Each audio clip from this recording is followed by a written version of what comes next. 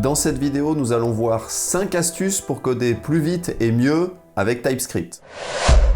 Récemment, je suis tombé sur une vidéo de la conférence la plus importante au monde sur Angular et qui concernait 5 astuces TypeScript pour vos applications avec ce framework. Mais en prenant le temps de réfléchir, je me suis rendu compte que ces astuces TypeScript sont valides quelle que soit votre utilisation de ce métalangage, que ce soit avec Angular, React ou Vue. Nous allons donc voir ces 5 astuces que j'utilise toutes personnellement, mais peut-être que ça n'est pas votre cas, et une seule de ces astuces pourrait grandement vous simplifier la vie. Et on passe tout de suite à la première astuce qui est de générer des interfaces TypeScript automatiquement. En effet, en tant que développeur front-end, vous devez souvent interagir avec un back-end ou des API tiers si vous envoie des données au format JSON. Le problème, c'est que ces réponses au format JSON n'ont pas vraiment de type et généralement on utilise any pour éviter d'avoir à typer des objets qui sont trop gros. Et donc vous vous retrouvez avec le code que vous voyez à l'écran où on commence à introduire des méthodes qui retournent any. Et ça, c'est pas très cool pour au moins 3 raisons. Premièrement, ce que vous êtes en train de faire, c'est plus ou moins de désactiver la vérification des types, et donc ça, c'est un petit peu dommage quand on utilise TypeScript. La deuxième raison, c'est que vous désactivez l'autocomplétion que TypeScript fournit automatiquement dans votre éditeur de code. Et troisièmement, vous développez de mauvaises habitudes en commençant à vous habituer à utiliser any comme si ça n'était pas si grave que ça. Et donc, au lieu d'apprendre à utiliser des types spécifiques et renforcer vos compétences en code, on commence à être un petit peu laxiste là-dessus. Heureusement, ce qui est présenté comme première astuce dans la vidéo que j'ai vue sur la conférence, c'est d'utiliser le site quicktype.io qui va vous permettre de spécifier automatiquement des types pour les réponses du back-end que vous utilisez. Autrement dit, vous allez simplement lui passer le JSON qui est la réponse du back-end et vous allez recevoir une interface TypeScript à copier-coller directement dans votre code. Donc premièrement, si vous souhaitez utiliser ce site, ce que vous devez faire, c'est aller dans la console de développement de votre navigateur pour récupérer la réponse du back-end que vous voulez typer. Deuxièmement, vous allez sur quicktype.io et vous copiez-collez cette réponse à gauche sur le site. Et là, automatiquement, quicktype.io va générer les interfaces qui correspondent à la structure de données que vous lui avez passée. Ensuite, vous pouvez simplement récupérer cette structure de typage,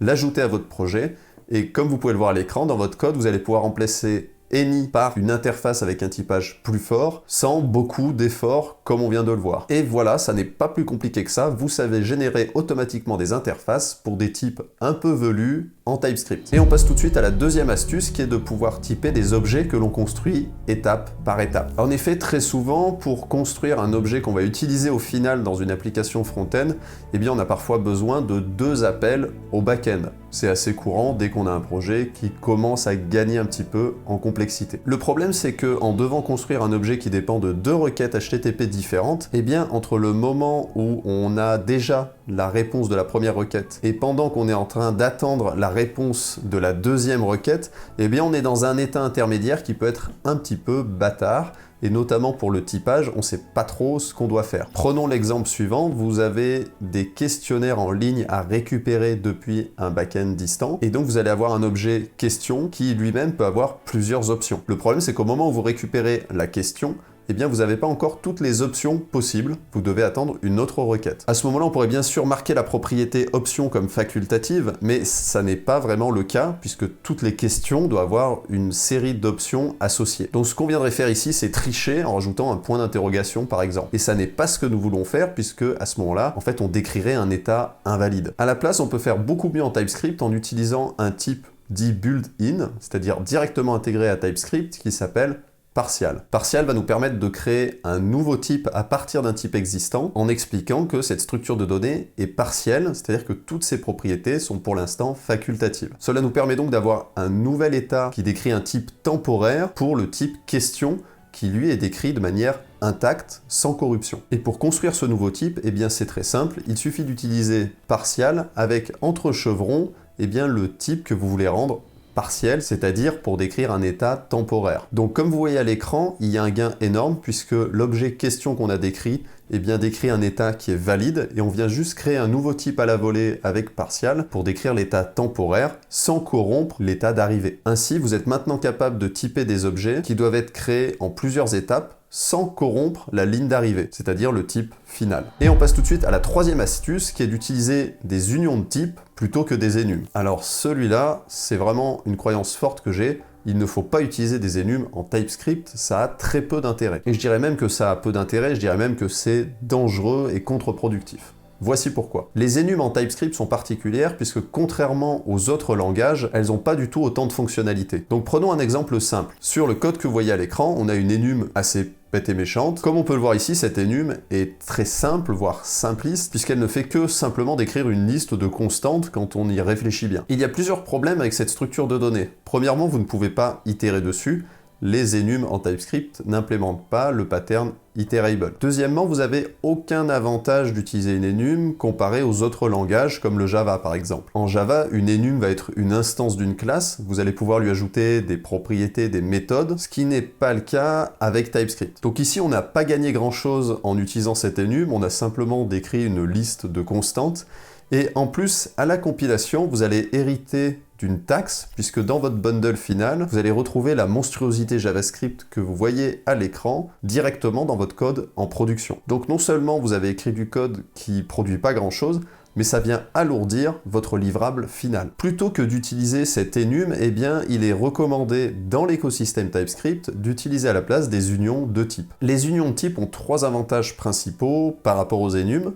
Premièrement, ils sont beaucoup plus courts et moins verbeux à écrire, comme vous pouvez le voir sur l'écran. Ici, on a simplement les strings qui décrivent les directions que peut prendre un élément. Deuxièmement, les type unions peuvent être combinés eux-mêmes pour décrire une structure de données encore plus complexe, sans problème. Et troisièmement, vous bénéficiez gratuitement, entre guillemets, du typage de TypeScript, puisque une fois que vous allez livrer votre code en production, eh bien tout le code TypeScript des union type ne se retrouveront pas dans le livrable final. Ils sont utilisés simplement pour le typage statique avec TypeScript. Donc c'est beaucoup plus léger à écrire, vous ne perdez rien en passant sur les unions de type plutôt que les enums, et en plus la taxe sur votre livrable final est de 0 kilooctets en utilisant les unions de type. Et on passe à la 4e astuce qui est l'inférence de type en utilisant l'opérateur de coalescence nul. Il est très courant dans une application front-end d'avoir des valeurs qui attendent une première réponse du serveur avant d'être initialisées.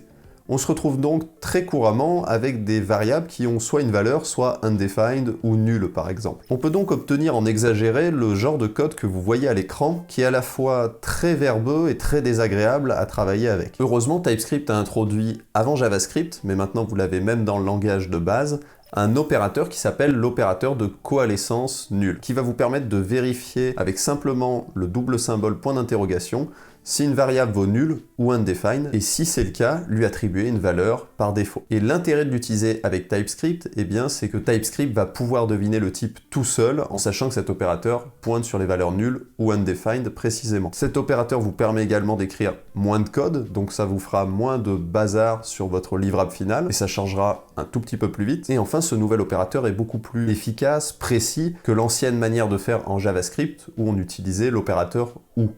En effet, l'opérateur OU n'est pas basé sur les valeurs undefined ou nulles précisément, mais sur toutes les valeurs qui sont évaluées à falsy en JavaScript. Par exemple, une chaîne de caractères vide, 0 ou encore none, eh bien, vont être considérées comme falsy et donc une valeur par défaut va leur être attribuée. C'est très gênant si vous manipulez par exemple un âge qui vaut 0, ce qui est possible, quelqu'un qui a moins d'1 an, eh bien JavaScript va considérer que cette personne n'a pas d'âge et essayer de lui attribuer une valeur par défaut. Et donc comme on le voit à l'écran, si vous manipulez un âge qui vaut 0, mieux vaut utiliser l'opérateur de coalescence nul. Donc vraiment, je vous recommande d'utiliser cet opérateur sans modération dès que ça fait sens dans votre code. Il y a vraiment 5 minutes d'adaptation pour la syntaxe, et ensuite, c'est du pur bonus par rapport à ce qu'on avait jusque-là dans cet écosystème. Astuce numéro 5, simplifier les chemins d'importation avec TypeScript. Est-ce que vous avez déjà eu des chemins d'importation qui ressemblent à ça dans votre code? Effectivement, ça n'est pas terrible. Et imaginez qu'ici, on n'a qu'une seule ligne d'importation,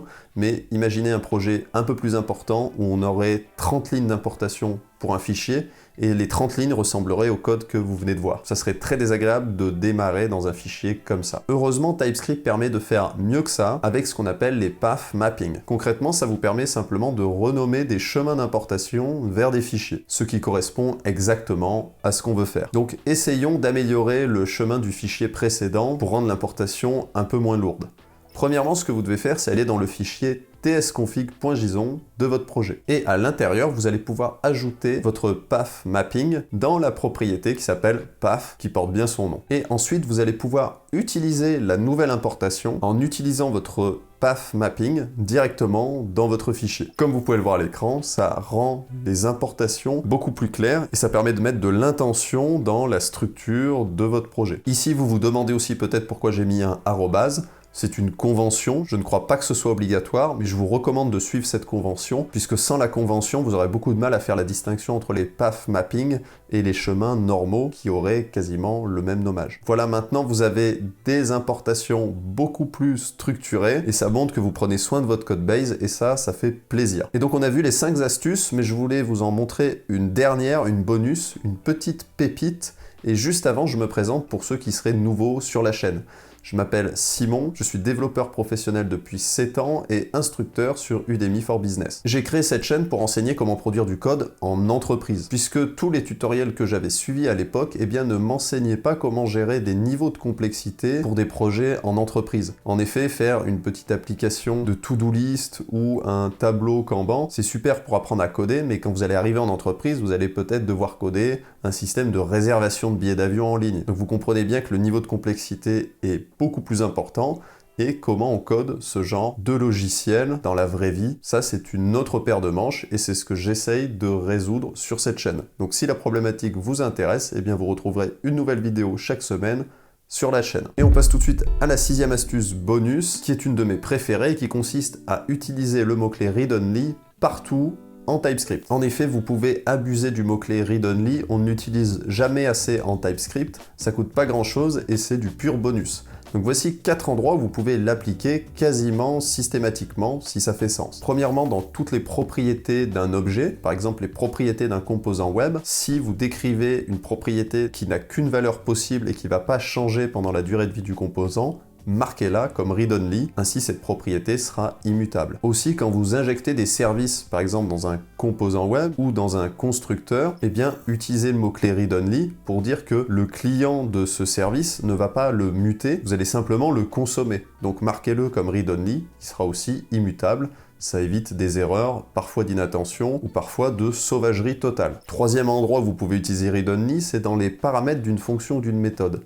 Généralement, il est recommandé, quand vous appelez une méthode avec des paramètres, de ne pas venir muter ces paramètres-là. Si vous devez retourner une valeur, vous créez une copie et vous retournez une nouvelle valeur. Ça coûte pas grand-chose et ça aide à scaler des codebases assez facilement. Pour cela, vous pouvez simplement utiliser read-only devant les paramètres de cette méthode ou de cette fonction pour être sûr de ne pas venir les muter dans le corps de la méthode ou de la fonction en question. Et enfin, 4e endroit où vous pouvez utiliser read-only sans modération, c'est si vous avez une propriété qui est privée et vous utilisez un getter pour exposer cette valeur. Donc prenons un exemple, vous avez une classe personne qui a un nom et ce nom n'a pas vocation à bouger. Et bien plutôt que de marquer le nom comme privé dans la classe et de l'exposer avec un getter, ce qui fait un peu de travail, vous pouvez simplement utiliser le mot-clé read-only. Ainsi vos clients y auront accès mais pourront pas venir corrompre la donnée. Donc je vous ai mis à l'écran un petit récapitulatif des 4 endroits où vous pouvez abuser de read-only et comme vous pouvez le voir, ça coûte pas grand chose et ça vient améliorer la qualité de votre code instantanément. Donc on a vu les 5 astuces TypeScript qui viennent de la conférence initialement sur Angular, mais comme on peut le voir, ça peut servir sur n'importe quel projet qui utilise du TypeScript. Et puis je vous ai rajouté en bonus le fait d'utiliser read-only partout, vous ne le regretterez pas. Et si vous avez d'autres astuces TypeScript, des petites pépites à donner, mettez-les en commentaire pour les partager avec tout le monde, je serai le premier à vous répondre. Voilà, en tout cas, j'espère que la vidéo vous a plu et vous a apporté de la valeur. Et si vous cherchez en ce moment à devenir développeur web professionnel rapidement, voici 3 manières dont je peux vous aider gratuitement. Premièrement, vous pouvez repasser de temps en temps sur la chaîne pour visionner une nouvelle vidéo sur un principe de code senior. Deuxièmement, si vous souhaitez avoir des interviews de gens pointus dans notre industrie, vous pouvez poser vos questions en commentaire, interagir en mettant des pouces bleus.